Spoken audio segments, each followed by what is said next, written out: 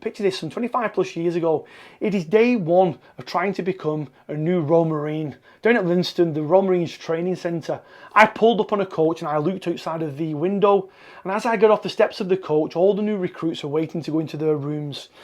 and get ready for the intense initial vetting period, should we say, of training, where ultimately they're vetted to make sure that that environment is right for them, and also for you as a trainee to make sure that environment is right for you. It's an intense training period of time, and I looked around at all these new trainees. There was an air of excitement coupled together with apprehension. Obviously these were trainees of a certain age, very young in age, the majority, probably akin to me, around about 18. And by the way, just to give you some clarity, I was there for a very different reason. At that time I was a part of the Wigan Warriors first team squad that had been invited down during the pre-season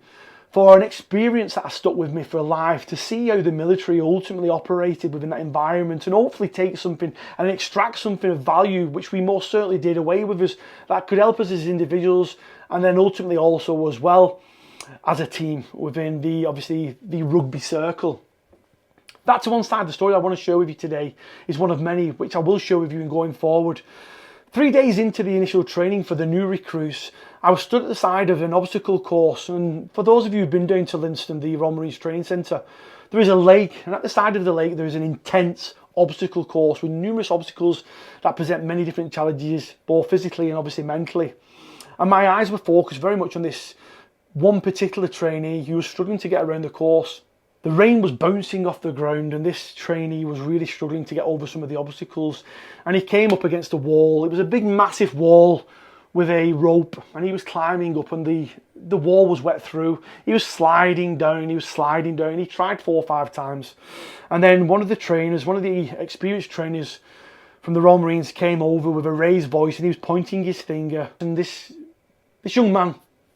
I'll never forget this, he turned to the side and he had tears streaming down the side of his face. Then from out of nowhere, and this is the message that I'm trying to get across today, a pertinent message, just listen to this. One of the trainees came from out of nowhere, gently put his arm around his shoulder, and at this point the trainee that was struggling, his posture had stooped somewhat. He was pretty much fully stooped all the way down, crying. The other trainee had his arm around him, and to this day I've often wondered what he said to him, but there were gentle words of encouragement, I've no doubt, into his ear. And I could see, as he was talking to him, the posture started to raise somewhat with the arm around his shoulder, and then all of a sudden he looked up again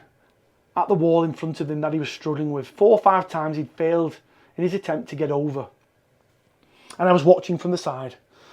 and then he attempted it again, and this attempt he managed to get over. You see, in life we are all faced with obstacles,